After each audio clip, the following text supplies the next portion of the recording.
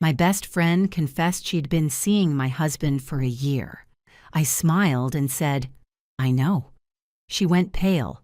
When I took out my phone and showed her all their messages, she could not hold back. Good day, dear listeners. It's Diana again. I'm glad you're here with me. Please like this video and listen to my story till the end, and let me know which city you're listening from.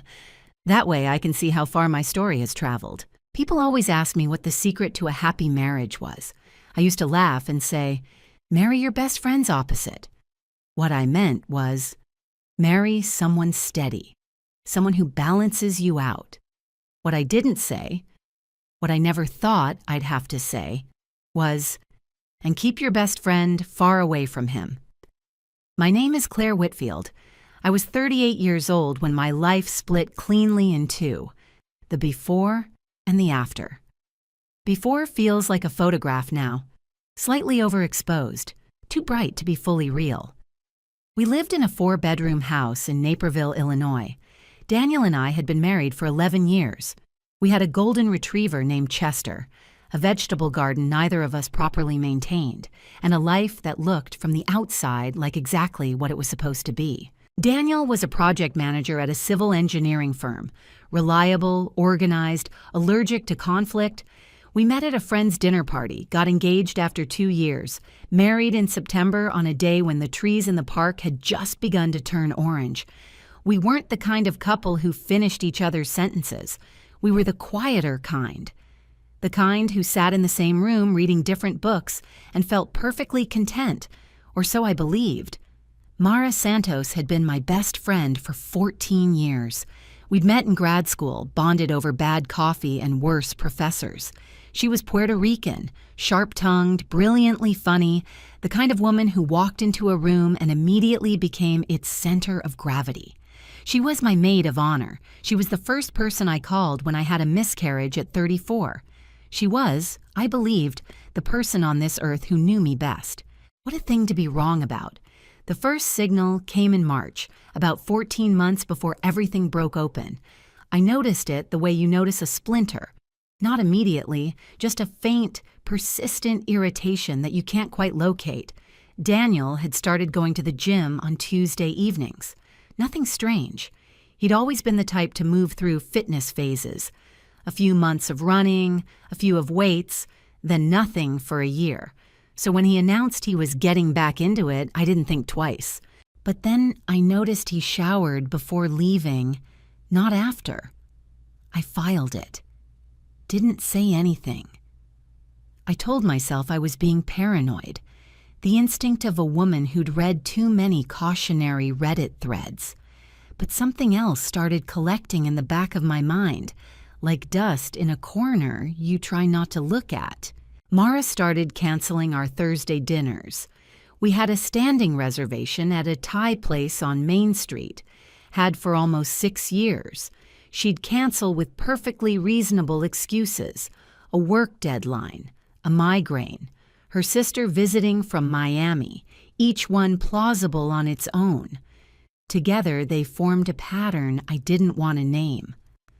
I remember one evening in April, Daniel came home and left his jacket on the kitchen chair, something he never did. He was meticulous about hanging things up. I picked it up to hang it myself.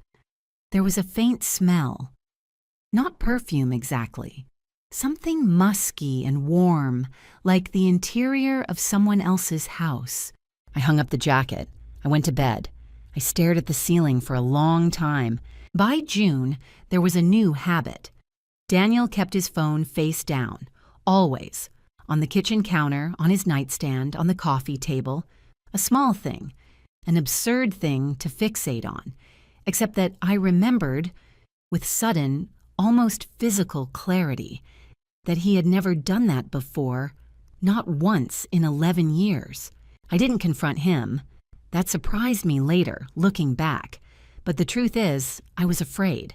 Not of what he might say, of what I already knew and wasn't ready to hear in words yet. And then came the day in September. Mara and I were at her apartment, sitting on her couch with glasses of wine, the way we had 1,000 times before. She'd been quieter than usual, picking at the label on her bottle, and I'd assumed she was just tired. Then she put her glass down. She looked at me with an expression I can only describe as rehearsed, like she had practiced this face in a mirror. "Claire," she said, "I have to tell you something. I've been seeing Daniel for almost a year now. I'm sorry. I couldn't keep lying to you." The room didn't spin. My heart didn't shatter. What happened was much stranger. Everything went very still, and I felt something settle inside me, like a key turning in a lock that had already been picked. I looked at her. I smiled. "I know," I said. The color left her face so fast it was almost fascinating. She opened her mouth, closed it. And before she could reassemble herself into something coherent, I reached into my bag, pulled out my phone, and turned the screen toward her. Every text message, every late-night call, every deleted thread I had recovered. 3 months of documentation, organized by date, backed up in 3 separate places. Mara stared at the screen.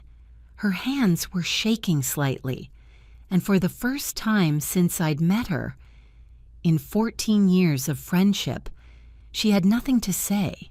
I drove home from Mara's apartment in complete silence. No music, no podcast, no voice in my head narrating what had just happened. Just the highway lights sliding over the windshield one by one, the hum of the engine, and Chester's leash sitting on the passenger seat because I'd planned to walk him after dinner. Daniel was in the living room when I got home. He was watching television, something with helicopters, and he looked up and smiled the way he always did, the automatic, reflexive smile of a man who had learned that greeting your wife when she came home was simply what you did. I smiled back. I said I was tired. I went upstairs. I sat on the edge of the bathtub for 40 minutes. The math was brutal when I finally let myself do it. 11 years of marriage, 14 years of friendship, a mortgage in both our names, a joint savings account, his name on my car insurance, my name on his gym membership, which I now understood with bitter clarity was not a gym membership at all, or at least not entirely. I thought about the miscarriage and how Mara had held my hand in the hospital waiting room while Daniel parked the car, and I thought, was she already sleeping with him then? I didn't know. I still don't. Some questions, I've learned, are better left unanswered. What I did know, what I understood with a coldness that surprised me, was that I had 2 choices.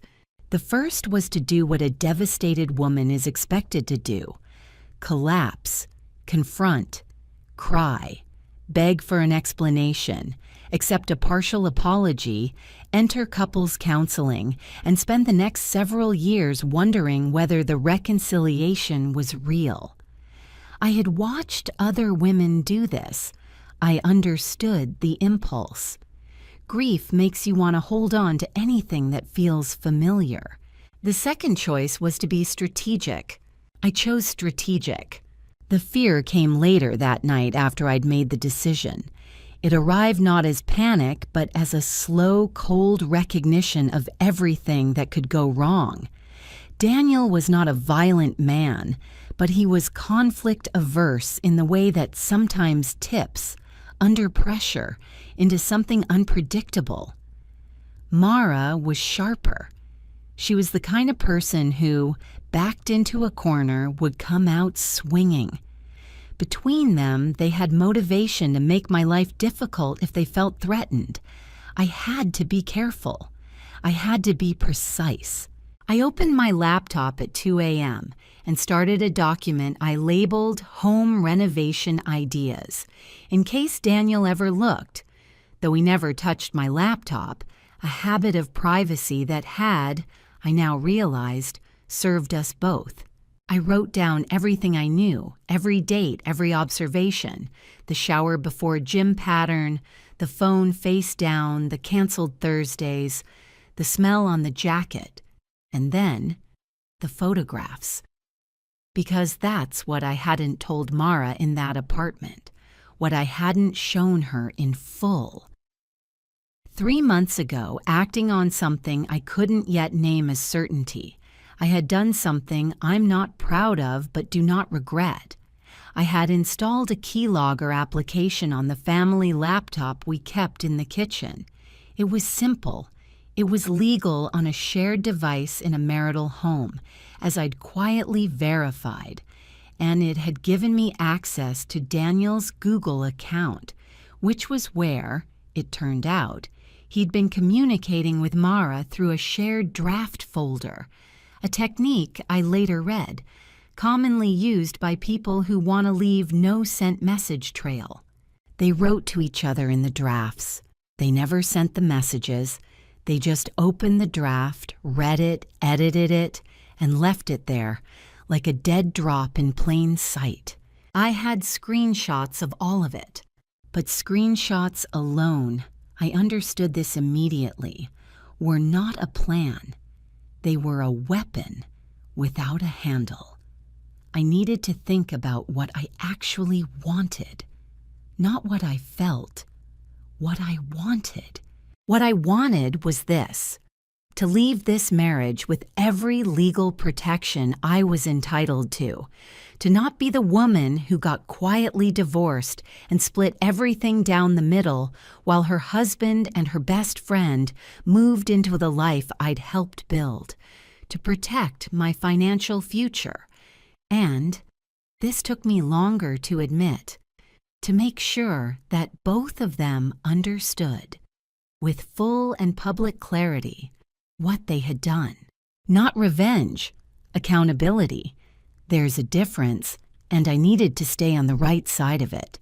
The first step was an attorney, not a mediator, not a therapist, a divorce attorney who specialized in contested cases and marital asset protection. I found her through a colleague at work.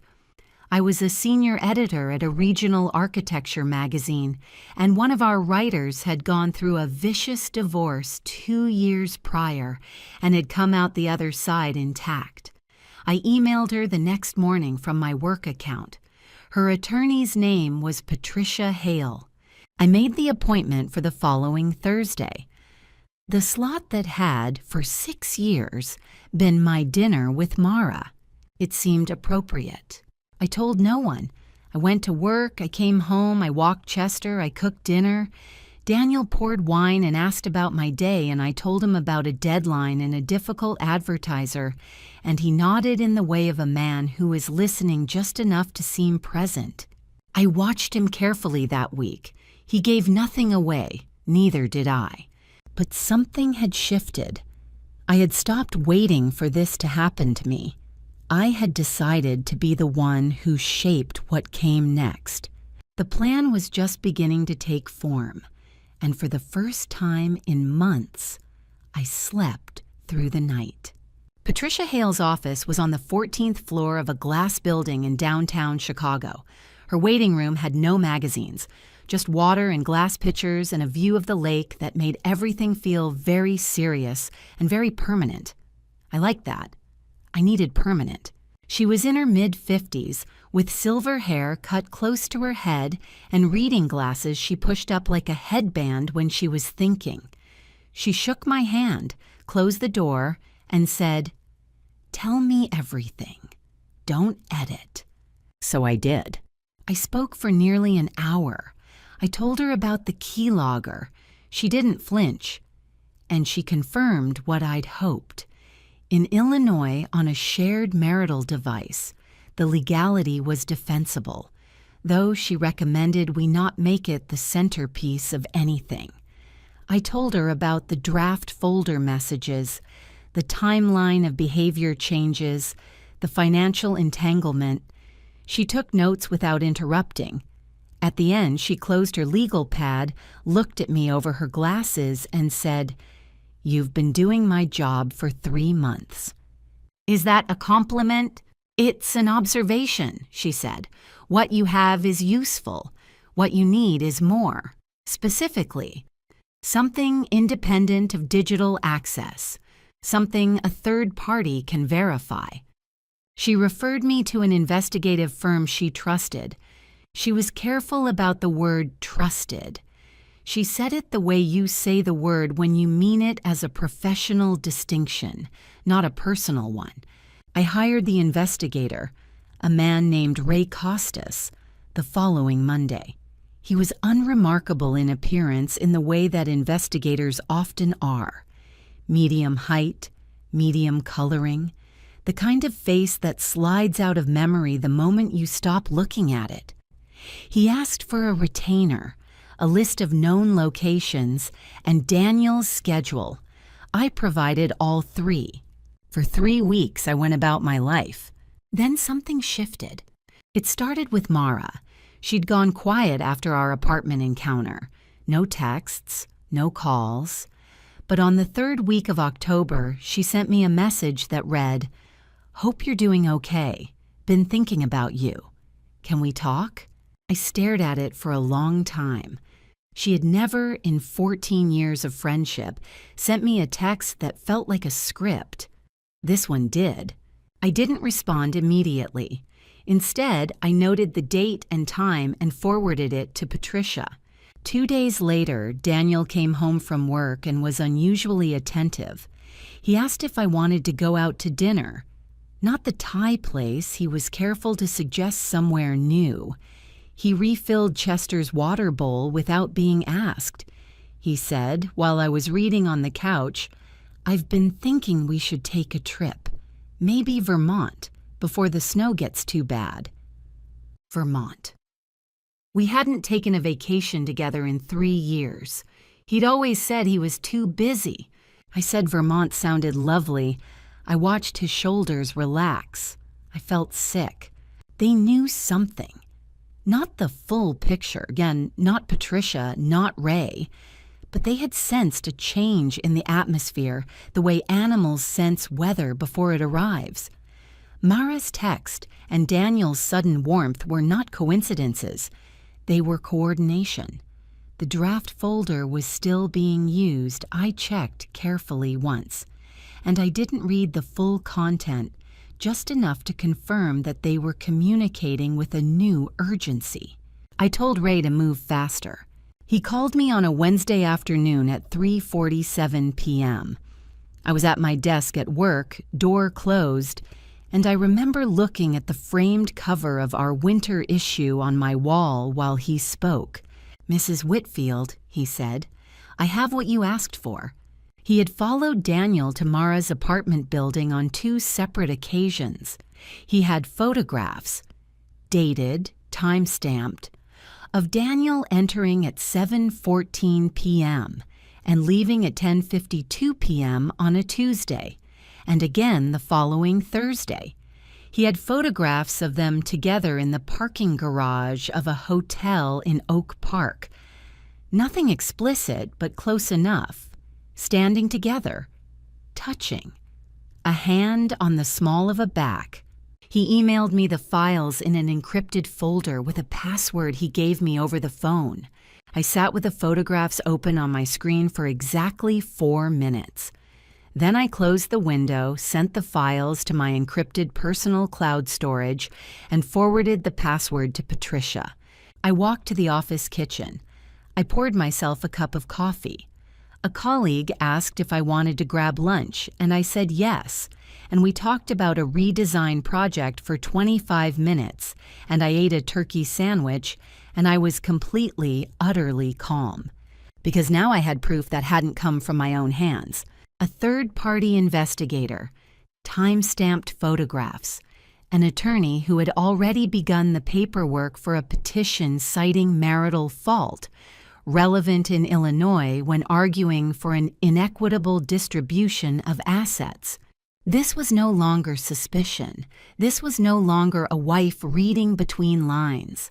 This was a case. The point of no return had been crossed, not dramatically.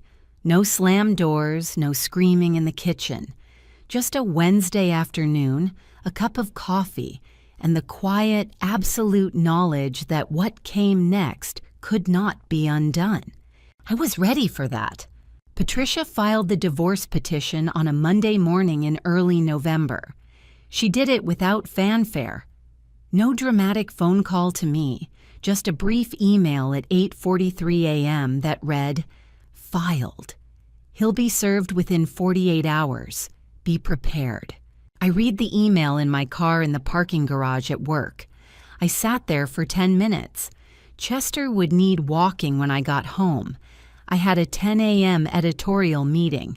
Life was continuing in all its ordinary, indifferent momentum, and somewhere across the city, a process server was being assigned to deliver a document that would end my marriage officially, on paper, in the eyes of the state of Illinois. I went to my meeting. I said things about fonts and layout. I drank bad office coffee. Daniel was served at his workplace on Tuesday afternoon at 1:15 p.m. I know the time because Ray confirmed it. I was having lunch alone at my desk when it happened, eating leftover soup and reading a manuscript, and I thought, right now, he's reading it. I tried to feel something seismic. What I felt instead was a kind of completion, like closing a book you'd been reading for too long. His call came at 4:30 p.m. I let it ring. His voicemail was 2 minutes long. He sounded controlled at first. Clipped, professional. The voice he used when he was managing something difficult at work. Then his voice cracked, just slightly near the end. He said the word talk 4 times. He said he could explain. He said he didn't want this to go through lawyers. I did not call him back. I texted Patricia and she responded, "Good, let's keep it that way." Mara called 20 minutes after Daniel. I let that ring too. She didn't leave a voicemail. She texted instead, "Claire, please, can we just talk? This doesn't have to be ugly." I thought about that word. Ugly. As though ugliness was something I had introduced. As though what they had done for a year in hotel rooms and draft folders was something clean. I forwarded the text to Patricia and put my phone face down. The escalation came Thursday evening. I was home sitting at the kitchen table with Chester at my feet when headlights swept across the window. A car I didn't recognize parked in front of my house. Then I heard the doorbell. It was Mara. And behind her, standing slightly to the left on my porch step, was Daniel. I opened the door. I stood in the frame. "We need to talk," Daniel said. His jaw was tight. "Lawyer fees and petitions. This isn't you, Claire. This isn't how we do things." "Come inside," Mara said, softening her voice in a way I recognized. She used it when she wanted something. "We just want to talk. Like adults." I looked at them both, my husband and my best friend, standing on my porch in the November cold, having come together to negotiate with me. And I felt something I hadn't expected. Not rage, not grief. A kind of profound tiredness with the whole performance. "I have nothing to say to either of you that my attorney hasn't already put in writing," I said. Daniel stepped forward. "Claire." His voice dropped, hardened. "Do not make this difficult. We have a house together. We have accounts together. If you push this into a contested hearing, it gets expensive and it gets public. Think about what that means. Think about your job, your colleagues. Think about how this looks." There it was, not a request, a threat. "Are you threatening me?" I asked. My voice was very steady. "I'm being practical," he said. "You're welcome to have your attorney call mine," I said. "Good night." I closed the door. My hands were not shaking. I registered that fact with something close to pride. I heard them on the porch for a moment. Low voices, the rustle of a disagreement, and then the creak of the steps as they left. The car pulled away. Chester whined softly and put his head on my knee. What happened next surprised me in its swiftness. Mara sent 2 more texts that night. The second one less gentle than the first. It contained the word reckless and the phrase, "You'll regret this." I screenshotted both and added them to the file. The following day, Daniel had his attorney contact Patricia with a settlement proposal that was so obviously insulting. 60-40 on the house in his favor, no acknowledgement of fault, that Patricia laughed out loud when she told me about it. "They think you'll be scared into settling fast," she said. "Let them think that a little longer." I gave myself 4 days. I drove to my sister's house in Evanston that weekend. She had a guest room with yellow curtains and a cat that sat on your feet while you slept. I told her everything. She cried. I didn't. Not then. We made pasta and watched old movies, and on Sunday morning we walked along the lakeshore in the cold, and she held my arm and said, "You're going to be fine." I didn't know if she was right, but I knew I was still standing. And sometimes, in the early stages of something large and frightening, that is enough. I came back from Evanston on Sunday evening with a bag of my sister's homemade cookies, a cleaner head, and a resolution that felt less like courage and more like arithmetic. I had simply added up what mattered, and the total was undeniable. The week that followed was a test of a different kind. It started with flowers.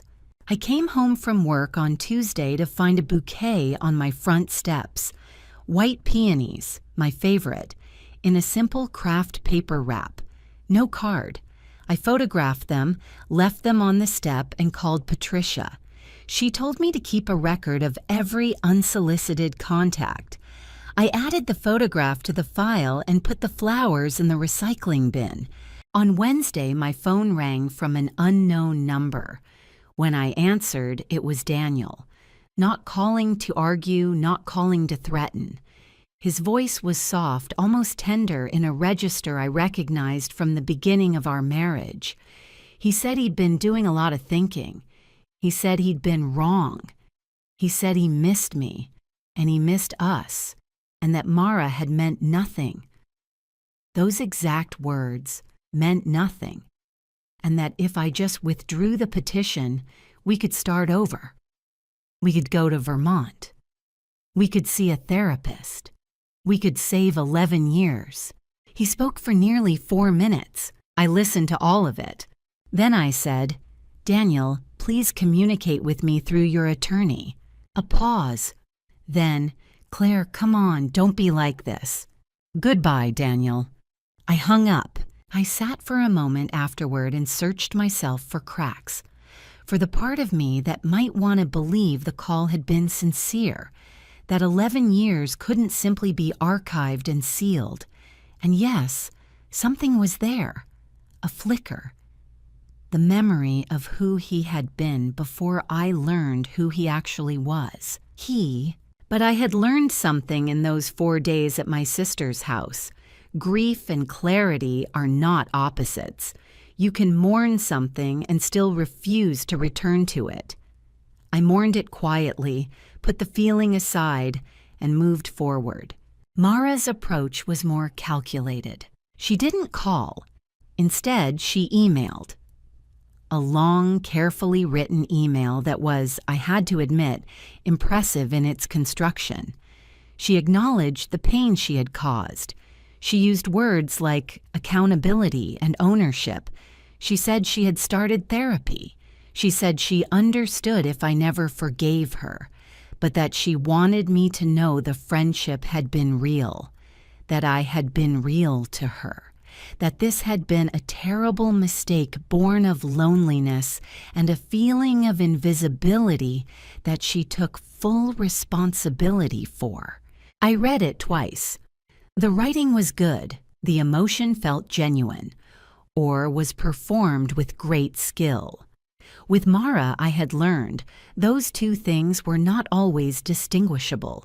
I forwarded it to Patricia. Patricia said, "They're building a paper trail of reasonableness in case this goes to mediation. Don't respond." I didn't respond. What I did instead was build my own support structure, deliberately, carefully, without drama. I told my sister everything as I said. I also told one close friend from work, a woman named Diane who had the rare quality of knowing when to speak and when to simply sit. She came over on a Thursday evening with a bottle of good wine and bad takeout, and we sat at my kitchen table and I talked for 2 hours, and she listened, and at the end she said, "What do you need from me?" Not "what are you going to do?" Not "I can't believe him." Just, "What do you need?" I told her I needed someone who could be a character witness if it came to that. Someone who had observed my marriage, who had seen Daniel and Mara together socially, who could speak to the dynamic from the outside. She agreed without hesitation. I also rejoined a book club I'd dropped out of 18 months earlier, when Daniel's work schedule had made evening activities complicated.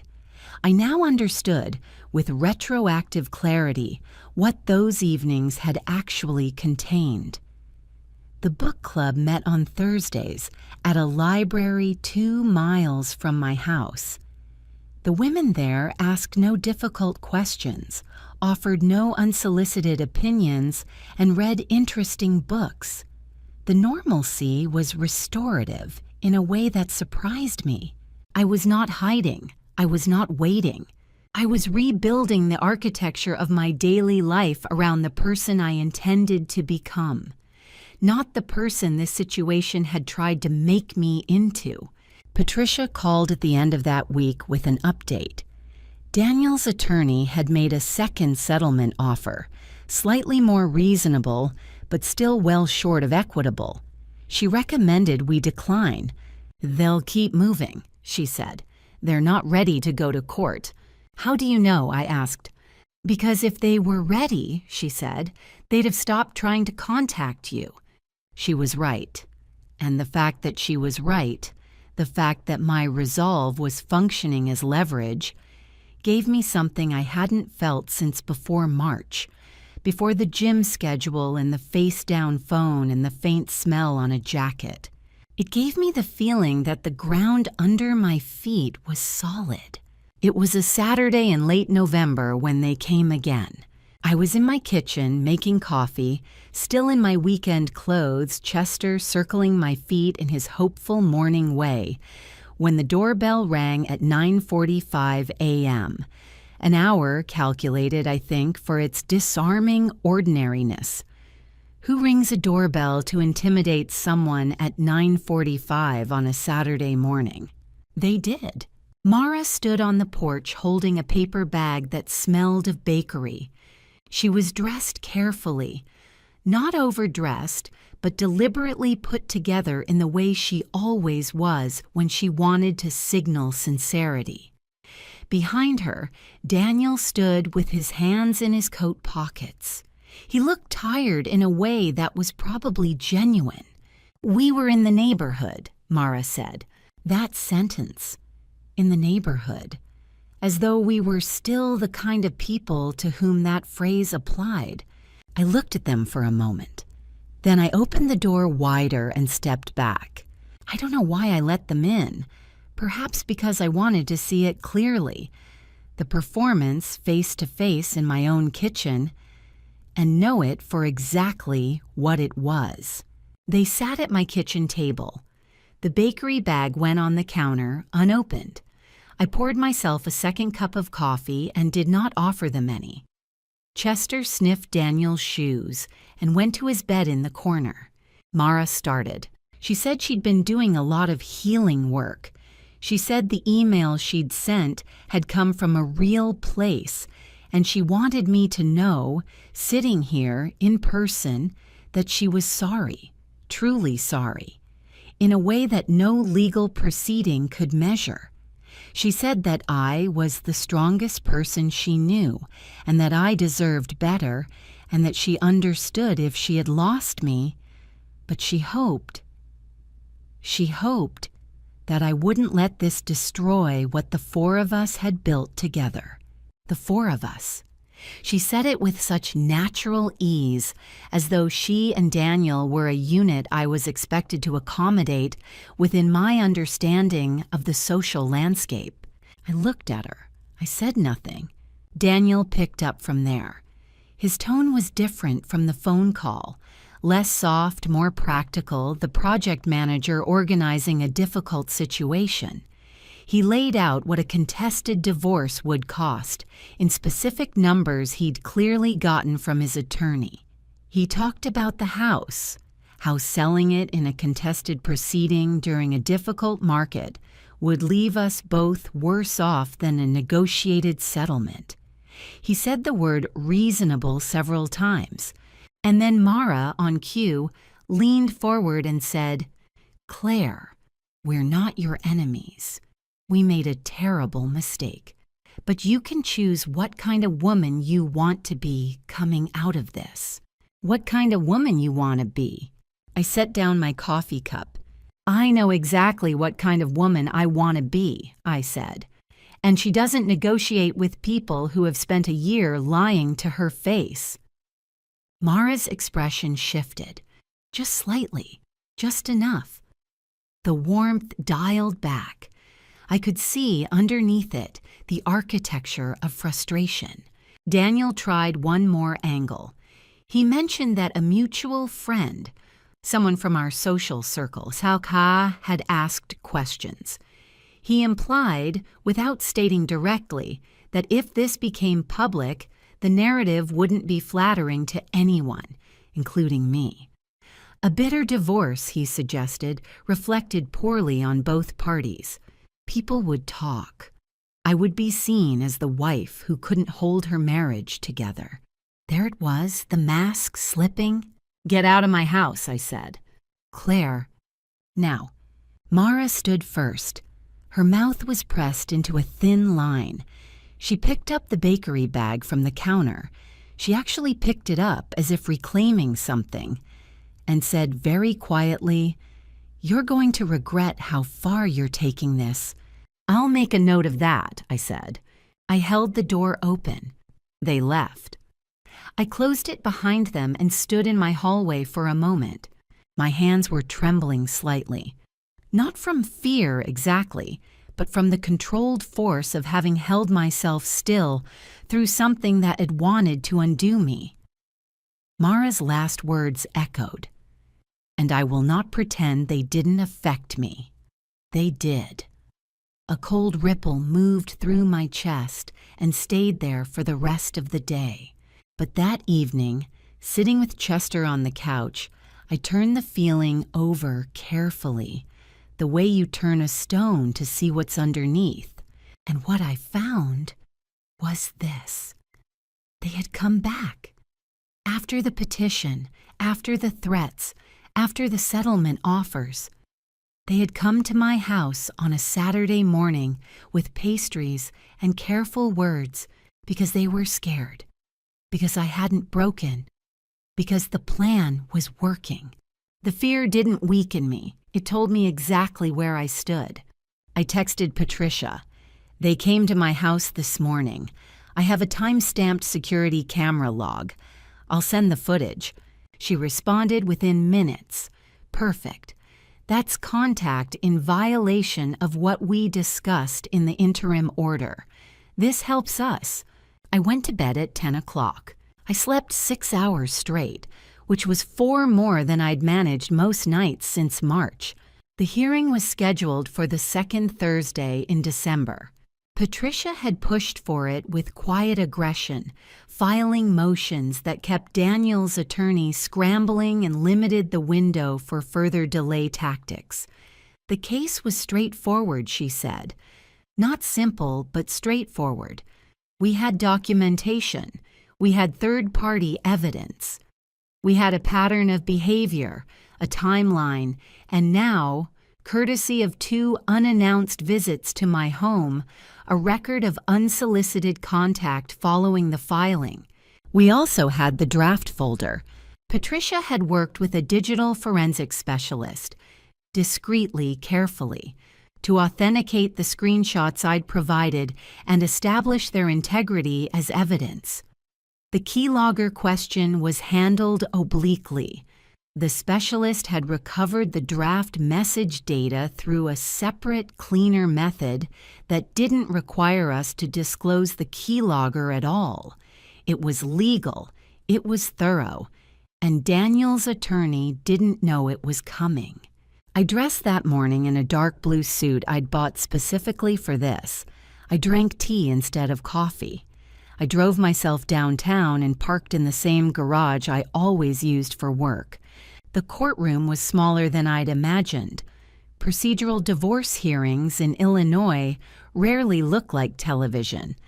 There was a judge who wore reading glasses and spoke in the brisk, unsentimental cadence of someone who had heard thousands of marital dissolutions and had stopped assigning them drama they didn't require. There were 2 attorneys, a court reporter, and the 4 of us, me, Daniel, and, seated behind Daniel's attorney, uninvited but present as a material witness on his behalf, Mara. When I walked in, I saw her see me. She straightened. I sat down. The proceedings were methodical. Patricia moved through the documentation with the calm confidence of someone who had organized this precisely. Financial records, property valuation, timeline of events, behavioral evidence, the investigator's photographs, authenticated, entered into record. Daniel's attorney raised objections. They were overruled one by one, with the quiet efficiency of a judge who could tell the difference between legal maneuvering and substance. Then came the draft folder evidence. Patricia presented the recovered messages, a curated selection, enough to establish both the duration and the deliberateness of the deception. The messages spanned 14 months. They discuss logistics. He says she's working late. I can be there by 8. They discuss strategy. She hasn't said anything. I think she suspects, but she won't do anything. There was even a message dated 4 months ago in which Daniel had written, "She's too passive to fight this." The judge read without expression. I sat with my hands flat on the table. Daniel's attorney looked at his client. Daniel was staring at the surface of the table, his jaw working very slightly. Mara, behind him, had gone perfectly still in the way that very controlled people go still when they realize control is no longer available to them. Daniel's attorney requested a brief recess. Granted. In the hallway, I could see through the glass panel that they were having a sharp, hushed conversation. Daniel, his attorney, and Mara, who had apparently inserted herself into their strategy session despite having no standing to do so. Patricia leaned close to me. "He's going to offer a settlement in the next 30 minutes, she said. "Is it going to be reasonable?" I asked. "After what the judge just read, it's going to be very reasonable." She was right. The offer came before the recess ended. 70% of the house equity to me, given the demonstrated fault and the length of the deception. Full retention of the joint savings, which I had quietly moved into a protected account 2 months prior on Patricia's advice. His retirement contributions during the marriage, divided equitably. No alimony requested from either side. I looked at Patricia. She nodded once. I accepted. There was no dramatic scene, no raised voices. The paperwork was signed in that same small courtroom with the fluorescent lighting and the indifferent hum of the building's ventilation system. The judge reviewed the agreement, asked if both parties understood the terms, and when Daniel said yes, quietly, flatly, like a man repeating words in a language he hadn't chosen, the gavel came down without ceremony. 11 years. Ended on a Thursday morning in December, in 22 minutes of judicial processing. In the hallway afterward, Mara approached me. I'm still not entirely sure what she intended to do. Apologize again, perhaps, or try one final reframe of the story she'd been constructing since September. She said my name. I turned to look at her. For a moment, we just looked at each other. 14 years of history between us. All of it now archived, none of it accessible in any way that would be useful. I said nothing. I turned. I walked to the elevator. I pressed the button. Behind me, I heard Mara say, very quietly to no one in particular, "This isn't how this was supposed to go." I thought, no, it went how I decided it would go. The elevator doors opened. I stepped in. The divorce was finalized in February, 8 weeks after the hearing. Patricia called me on a Wednesday morning to tell me the judge had signed the decree. I was at my desk at work, editing a piece about passive house architecture, and I said thank you, and I hung up, and I looked out the window at the February sky, gray and flat and very still. And I thought, it's done. It was done. The house was mine outright. Daniel had 30 days to remove his belongings, and he did so over 2 weekends in January, moving quietly with no drama. A rented van, a friend I didn't know. He took his clothes, his books, his grandmother's armchair. He left the vegetable garden tools in the garage. He left Chester's spare leash on the hook by the back door. I don't know if that was an oversight or something else. I changed the locks the Monday after his second visit. Not out of fear, out of precision. This was my house now. The geometry of it needed to reflect that. The joint savings account had been split cleanly. His retirement contributions during the marriage were transferred on a schedule. My name came off his insurance. His name came off my car. For 11 years, we had been financially braided together in the way of two people who assume permanence. And now, thread by thread, Patricia had unbraided it.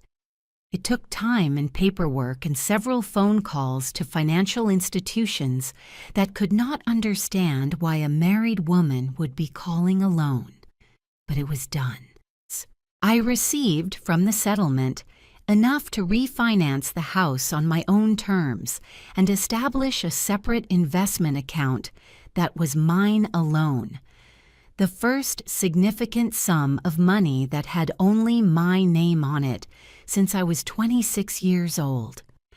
I looked at the account number for a long time the first morning I logged in.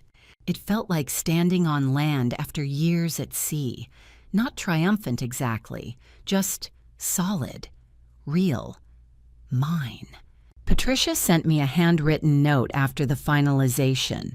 It said, "You handled this with more discipline than most. Well done."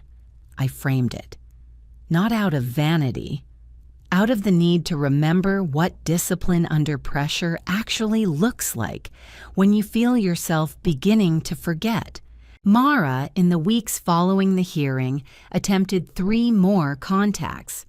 The first was an email asking if we could meet for coffee. I didn't respond.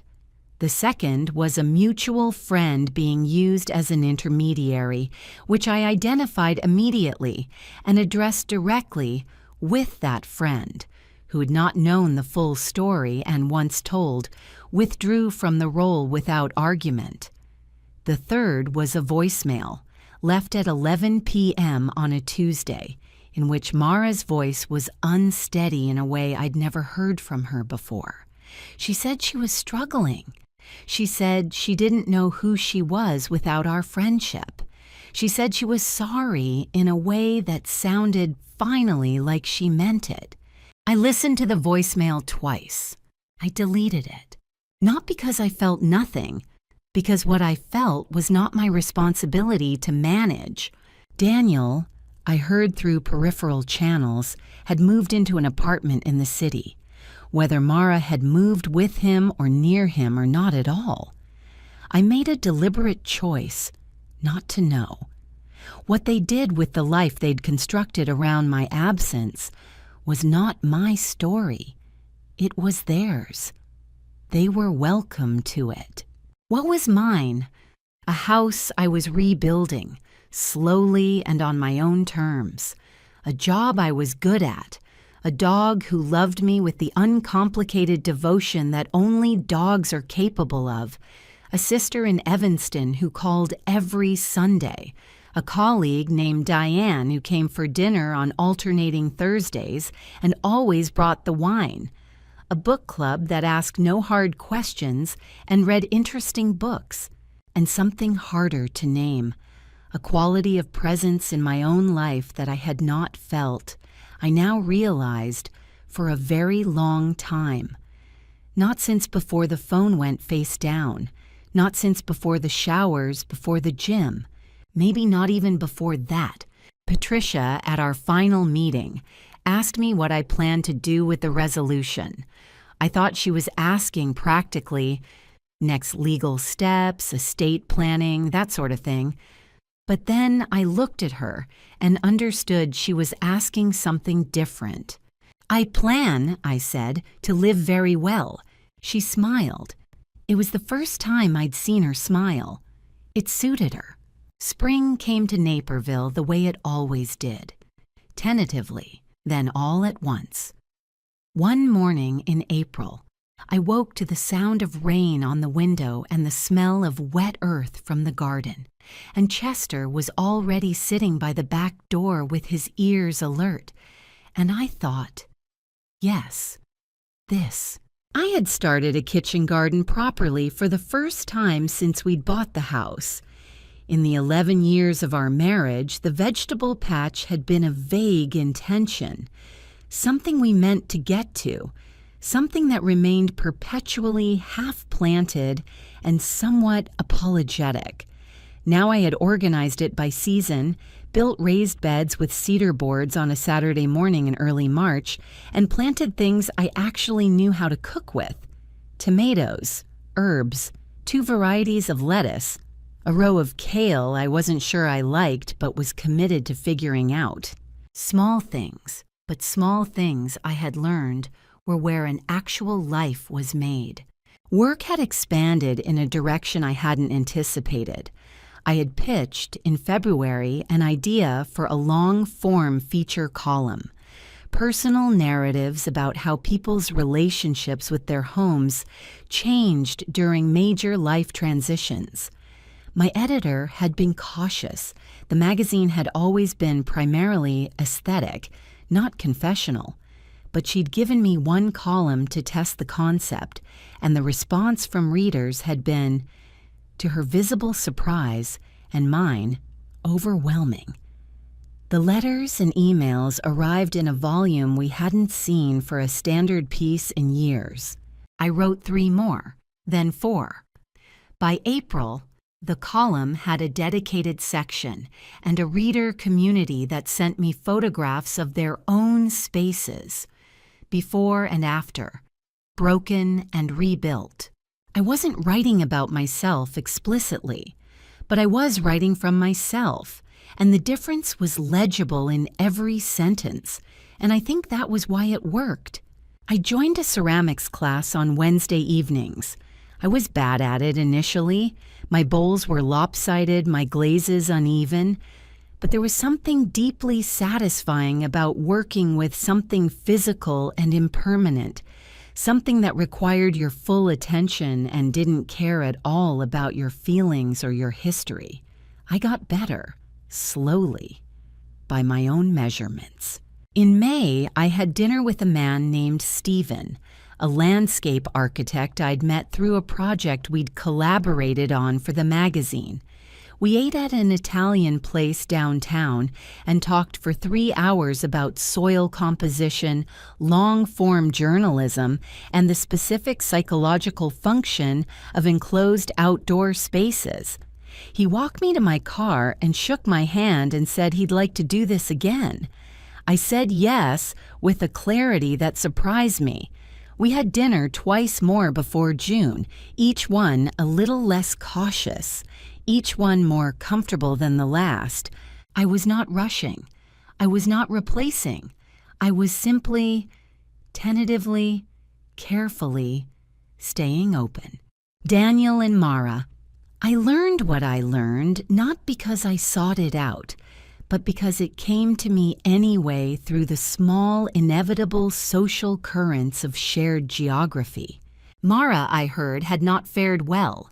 The affair, once the divorce became known, and in their social circle, it became known quickly, had positioned her in a way she had not anticipated. She had calculated, I think, that the scandal would be absorbed and eventually normalized. What she had not calculated was that many of the people who had valued her also valued loyalty, and that those two values, held simultaneously, created a problem that charm alone couldn't resolve. Professional connections that had been warm became cool. A committee role at a cultural organization she'd served for years ended without renewal. She changed therapists twice, which I knew because the mutual friend she'd tried to use as an intermediary told me, with appropriate discretion, when I ran into her at the book club. Mara was, I gathered, struggling with the shape of her life, now that the dramatic center of it had collapsed. Daniel had moved in with her, briefly, then moved out. I didn't know all the details, and I'd kept my deliberate distance from knowing them, but I heard, through his colleague, who remained an acquaintance of mine, that the relationship between them had not survived the transition from secret to official. The dynamic that had run on risk and stolen time had apparently not translated well into lease agreements and shared grocery lists. Somehow this did not surprise me. I did not feel pleasure at their difficulty. What I felt, which surprised me more, was a kind of distant, uncomplicated understanding. The structure they had built was made entirely of subtraction, of things taken away from someone else, and structures made of subtraction rarely hold their own weight. Mine was made of different materials. Chester developed a taste for sitting in the new raised garden beds, not in the herbs, mercifully, but directly in the lettuce row, with the expression of a dog who believes he has discovered something genuinely excellent. I would look out the back window and see him there, golden and ridiculous and utterly content, and I would feel something I can only describe as uncomplicated happiness. Not the managed, processed kind, the real kind, the kind that doesn't need to compare itself to anything to know it's real. What I learned is this: the most powerful thing a betrayed person can do is stay calm, stay smart, and let the truth do the heavy lifting. Anger is human. Precision is armor. Know your worth before someone else tries to assign you a discount. Now I want to ask you, what would you have done? If this story stayed with you, if you've ever loved someone who turned out to be a stranger, I'd love to hear your thoughts in the comments. And if you haven't subscribed yet, I hope you will. Thank you for listening. Truly.